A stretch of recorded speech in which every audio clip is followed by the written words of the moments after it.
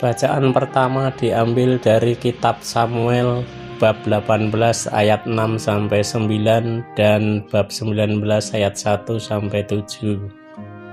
Sesudah Daud mengalahkan Goliat orang Palestina itu, pasukan-pasukan Israel pulang.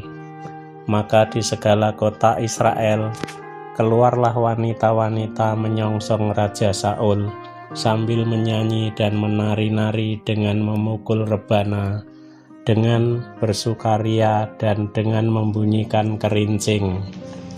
Dan perempuan yang menari-nari itu menyanyi berbalas-balasan, katanya, Saul mengalahkan beribu-ribu musuh, tetapi Daud berlaksa-laksa.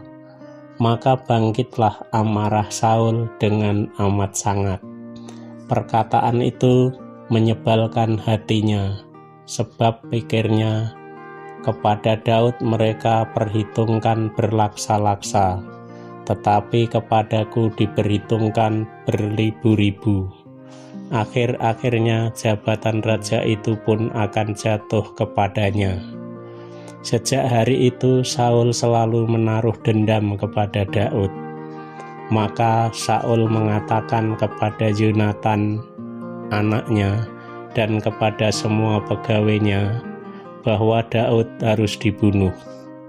Tetapi Yonatan anak Saul sangat suka pada Daud, sehingga Yonatan memberitahukan kepada Daud, ayahku Saul berikhtiar membunuhmu. Oleh sebab itu, hati-hatilah besok pagi. Duduklah di suatu tempat perlindungan dan bersembunyi di sana. Aku akan keluar dan mendampingi ayahku di padang tempatmu itu.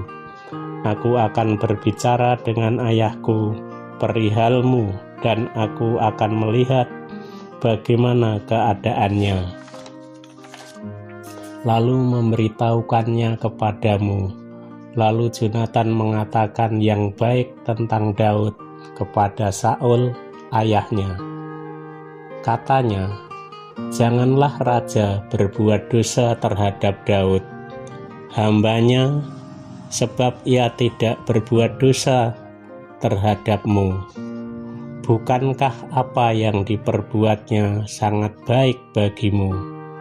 Daud telah mempertaruhkan nyawanya dan telah mengalahkan orang Palestina itu, dan akan dia Tuhan telah memberikan kemenangan besar kepada seluruh Israel.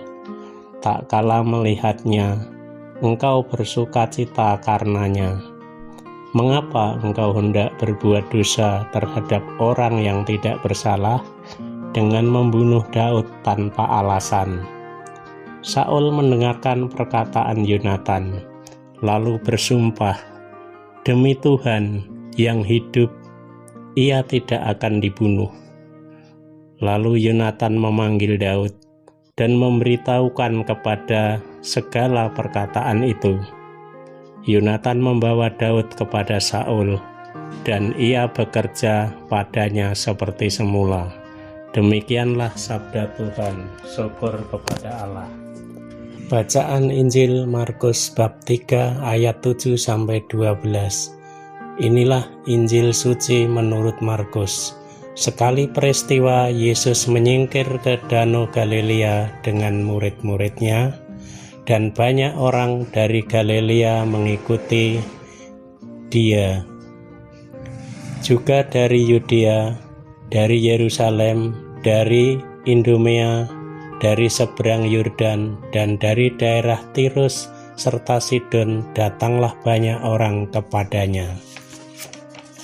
Sesudah mereka mendengarkan segala yang dilakukannya, karena orang banyak itu, Yesus menyuruh murid-muridnya menyediakan sebuah perahu baginya.